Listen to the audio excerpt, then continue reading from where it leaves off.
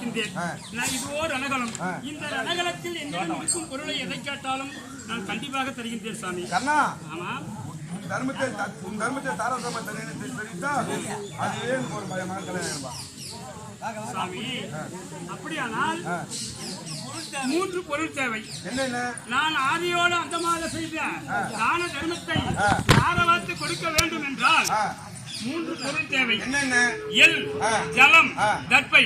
இது 3ம் இருந்தால் நான் ஆதியோடு அந்தமாக செய்த தான தர்மத்தை தாரவாத்து கொடுக்கின்றேன். அப்படியா? ஆமா. நானோ வருவையில் ஆமா நடந்தது. அங்கே எல் நேத்து கேட்டியார் வீட்டு தம்பிங்க சாமி. நேற்றைய தினம் நான் வரவையில் ஒரு திதி நடந்தது. அங்கே எல் திருப்பை கிடைத்தது.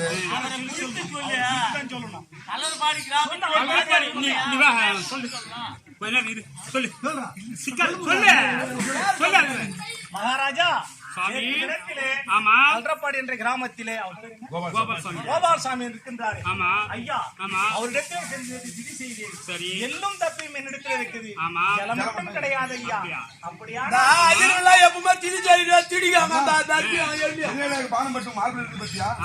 அது அசைக்கினா உதிரம் உறுதி என்று சொல்லக்கூடிய உதிரம் திரண்டு வரும். உறுதி என்று சொல்லக்கூடிய உதிரம் திரண்டு வரும். அந்த உதிரத்தை பெற்று ஜலமாக பாவிக்க வேண்டும். என் தர்மத்தை தாராளமா தெரிவித்தா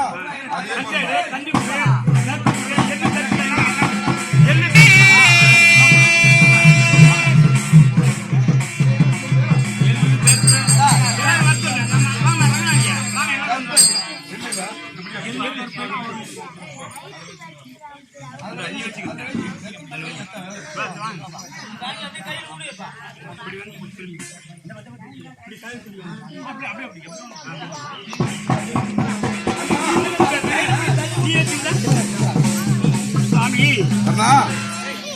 இந்த ரணகலத்திலே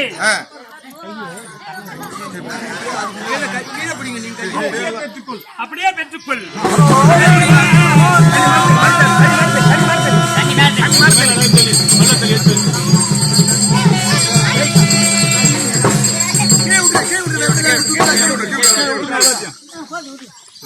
எல்லாருக்கும் அப்படி தெரியும். அப்படியே கீழே எல்லாரும் தெரியும். எல்லா மக்கள்லாம் எல்லாரும் தெரிவித்தான். எல்லாரும்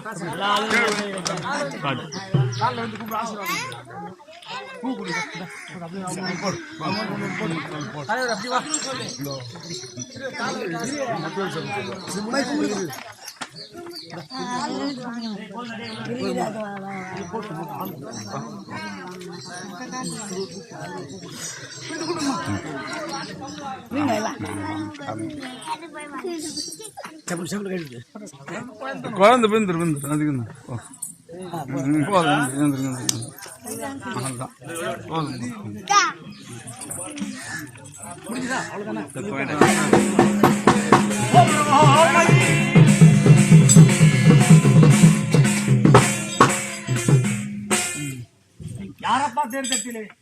யாரப்பா தேர்தல கண்ணா வந்துருவா. ரொம்ப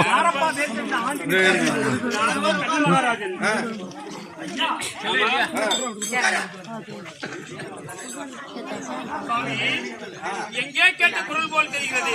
எதிரியுடைய பானம் பற்றி என் முகமெல்லாம் 2 கண்களும் சோர்வு அடைந்து போய்விட்டது. எனக்கு 2 கண்களும் பார்வை இல்லாமல் சோர்வு அடைந்திருக்கின்றேன் சாமி. ஆனால் உன் குரல் மட்டும் எங்கே கேட்ட குரல் போல் தெரிகிறது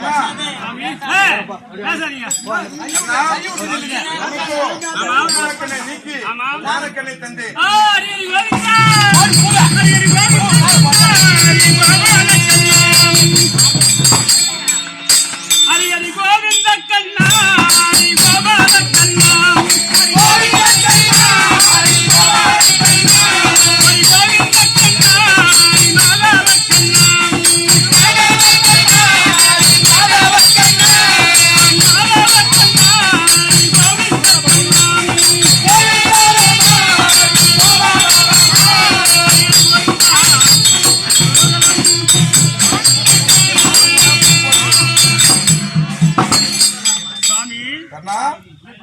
எனக்கு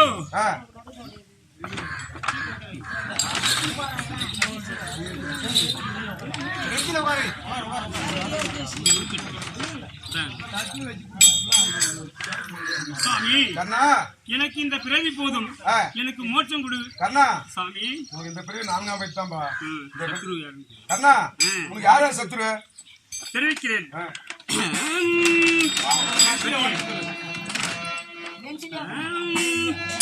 இந்த கரியாமா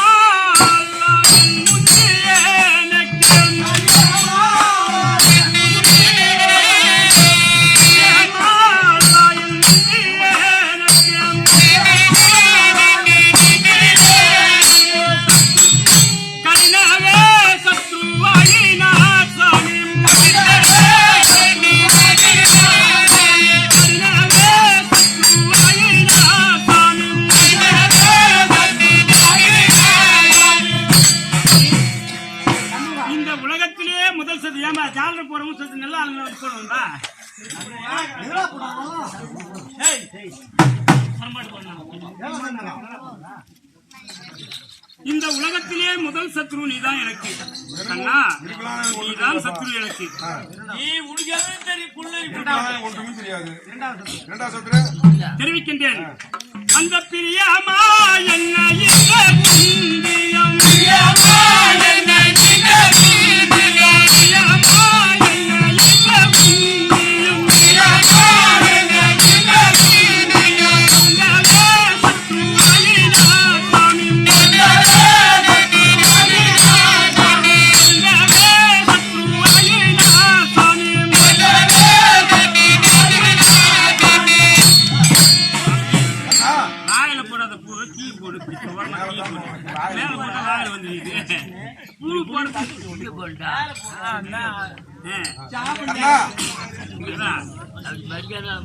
சுவாமி. இரண்டாவது சத்ரு என் தாயாகிய குந்தமாதேவி. அது எப்படி சத்ருவானு தெரியுமா? என் தாய் வயிற்றில் 5 வயதிலே அரியா பருவத்தில் தூர்வாசனுடைய சாபத்தால் நான் பிறந்து விட்டேன். பெற்றவள் எடுத்து என்னை அம்பையாட்டிலே விட்டு விட்டார். நான் எங்கேயோ சென்று யாரிடத்திலே எப்படியோ வளர்ந்து வந்தேன். ஆனா என் தாய்க்கோ என் தம்பிமாருக்கோ நான் இருப்பது யாருக்குமே தெரியாது. நான் எங்கேயோ வளர்ந்து யாரிடத்திலே இருந்தேன். இதை கண்டு நீ என்ன செய்தா தெரியுமா? என் தாயிடத்தில் சென்று, அத்தே உனக்கு 1 வேண்டுமா 6 வேண்டுமா 5 வேண்டுமா என்று கேட்ட. பேராசை பொண்ணு என் தாய் எனக்கு 5 வேணும் என்று கேட்டுவிட்டது. அப்படி கேட்ட உடனே என்ன செய்தார் தெரியுமா? 5 என்றால் பஞ்சபாண்டவர்கள் 5, 1 என்றால் உன்னுடைய மூத்த மகன் கர்ணன் என்று தெரிவித்தது நீ. அப்படி தெரிவித்த உடனே என்ன கேட்டார் தெரியுமா? உன் மகன் கர்ணன் இடத்திலே சென்று அங்கு தேசத்தில் வாழ்கின்றான். அவன் இடத்தில் சென்று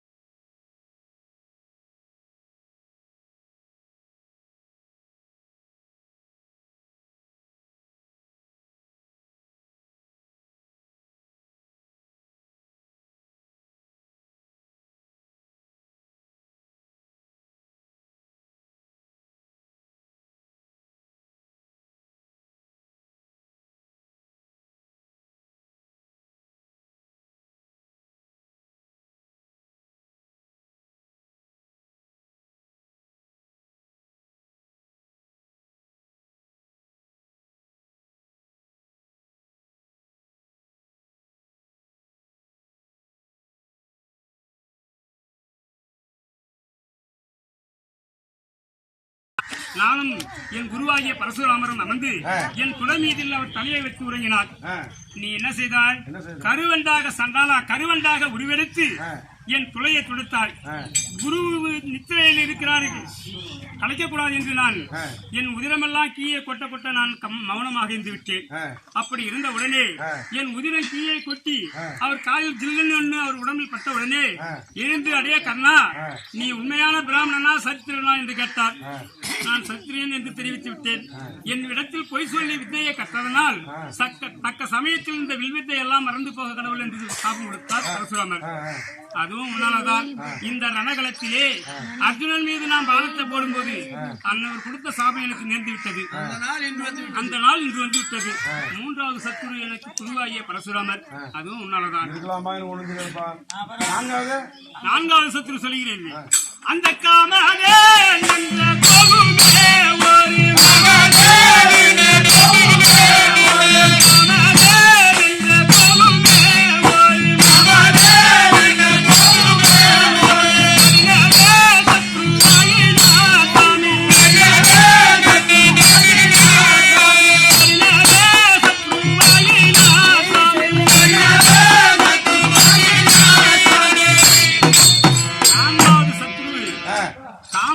ஒரு சொல்லக்கூடிய பசுவும் அவனுடைய கன்றுக்குட்டியும் தான் நான்காவது சத்ரு.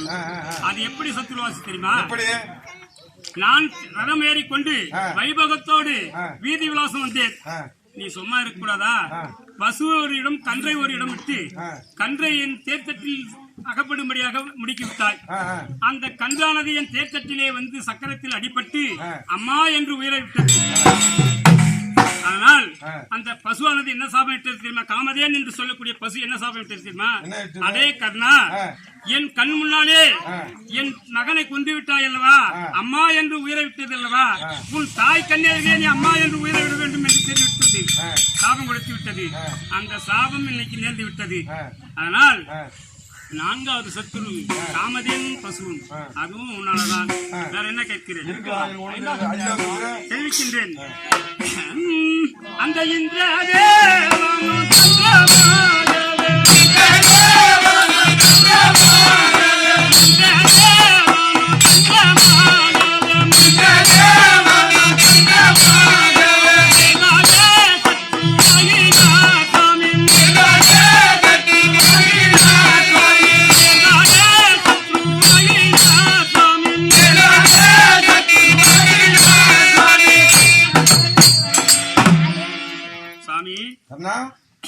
ஐந்தாவது சத்ரு அந்த இந்திரதேவன் இருக்கின்றான் அல்லவா, அவன் தான். அவன் யார் தெரியுமா? தேவேந்திரனுக்கு மகனாக பிறந்திருக்கின்றான் அர்ஜுனன். வரபிரசாத்தால் மகனாக பிறந்திருக்கின்றான்.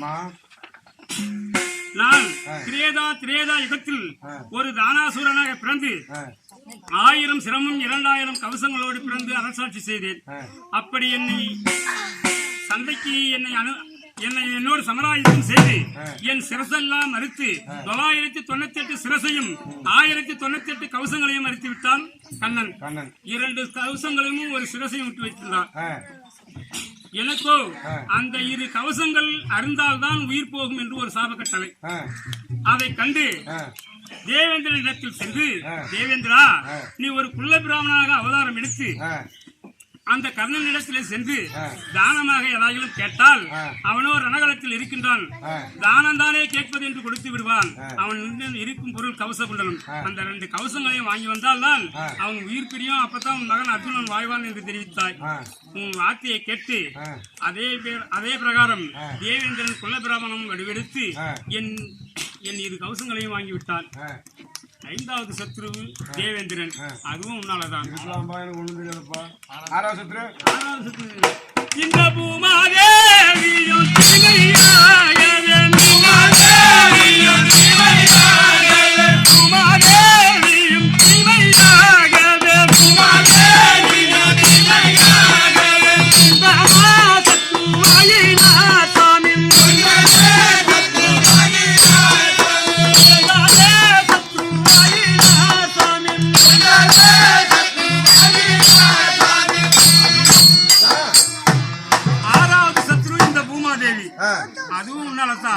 இந்த பூமாதேவி யார் தெரியுமா?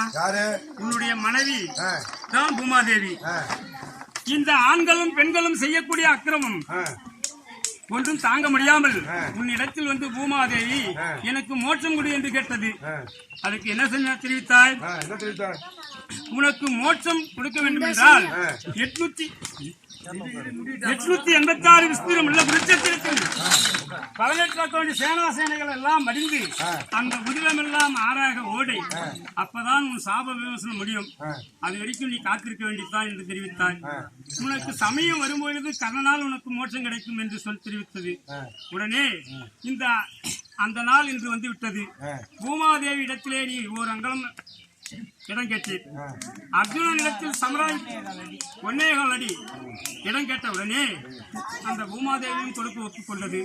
நான் அர்ஜுனன் மீது பானத்தை விடும் பொழுது இந்த தேர்தட்டை கீழே எடுக்காவிட்டால் இன்று அர்ஜுனன் தலை வந்து விந்திருக்கும் இங்கே. ஆனால் அந்த பூமாதேவி 6வது சத்ரு, அதுவும் உன்னாலதான் தெரிவிக்க வேண்டும். இந்த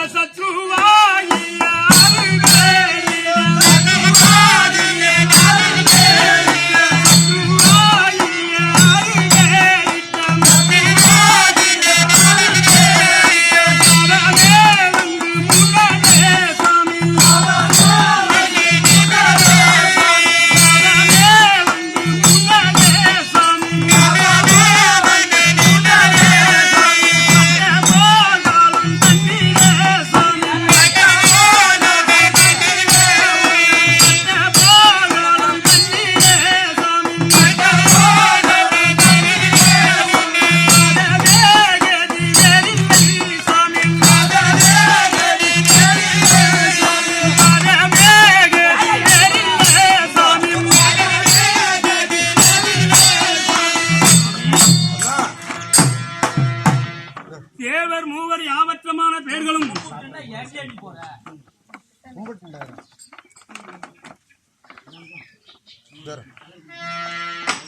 சுவாமி, இந்த தேவர் மூவர் யாவற்றமான பெயர்களும் உன் பாதமே கதி என்று அல்லும் பகலும் 60 நேரமும் பூசிக்கிறார்கள்.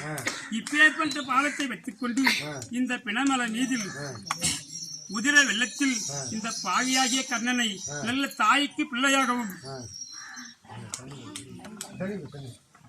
நல்ல தம்பிமார்களுக்கு அண்ணனாகவும் விளங்காத பாவியாக இருக்கக்கூடிய பாரதகன் நான் மனைவியோடு சேர்ந்து வாழாமலும் பிள்ளையோடு சேர்ந்து வாழாமலும்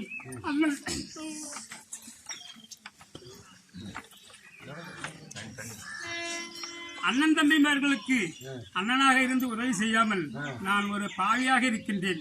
இந்த ரணகளத்திலே உதிர வெள்ளத்தில் குருட்சத்திர பூமியில் 18 கோடி சேனாசேனைகள் எல்லாம் அடைந்திருக்கிறது. இந்த பிணமலை மீதில் தேவர் மூவர் யாவற்றமான பேர்களும் உன் பாதமே கதி என்று இருவேளையும் கும்பிடுகிறார்கள். அப்பேற்பட்ட செந்தாமரை பாதத்தை வெற்றிக் கொண்டு இந்த பாவியாகிய கர்ணனை இந்த பிணமலை மீதில் ஏன் சாமி பார்க்க வந்தேன்? சாமி, எனக்கோ மோட்சம் கொடுக்க வேண்டும்.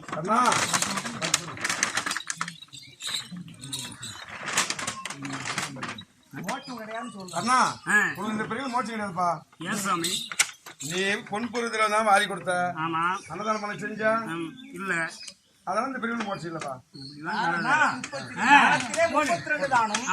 ஆனா 31 தானம் செய்திருக்கின்றான். ஒரு தானம் செய்யவில்லை. சாமி, தானத்திலே சிறந்தது அன்னதானம். 32 தானத்திலே சிறந்தது சிறப்பான தானம் அன்னதானம். அது யார் செய்ய வேண்டியது சாமி? ஒரு கணவன் மனைவியோடு சேர்ந்து இல்லற வாழ்க்கையில் நலமாக இருக்கின்றானே, கணவன் மனைவியோடு சேர்ந்து வாழ்கிறோம் தான் அன்னதானத்தை செய்ய முடியும். நான் ஒரு இடம், என் மனைவி ஒரு இடம், என் மக்கள் ஒரு இடம், நான் எப்படி சாமி அன்னதானம் செய்யறேன்? அதனால் ஒரு பிறவி இழைக்க வேண்டும். ஆமா, என்ன பிறவி சாமி? திருச்செங்காட்டம் குடிசையிலே ஆமா சிறுதண்டனாகவும் மனைவி பொன்மாலை வெங்காட்டு நங்கையாகவும் ஒரே மகன் இருக்கிறான் விஸ்வகேதி. அவன் சீரானாக பிறந்து அன்னைக்கு ஆட்டி 1000 பேருக்கு அமுதம் அழைத்தால் அன்று கண்டிப்பாக உனக்கு மோட்சம் கிடைக்கும். மனதோட நேசிக்கிறோம் நான் தான் சொன்னேன். அதே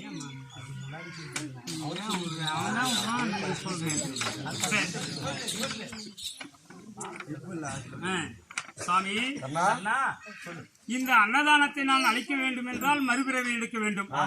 திருச்செங்கோட்டா நங்கையில் சிறுதண்டனாகவும் என் மனைவி வெங்காட்டின் அங்கையாகவும் ஆமா. என் மகன் விசுவகேது சீராளனாகவும் பிறந்து அன்னக்கொடியை நாட்டி ஆமா. ஒரு நாள் ஒன்றுக்கு 1000 பேருக்கு அமுதளித்தால் ஆமா. எனக்கு மோட்சம் கொடுக்கிறீங்க. ஆமா.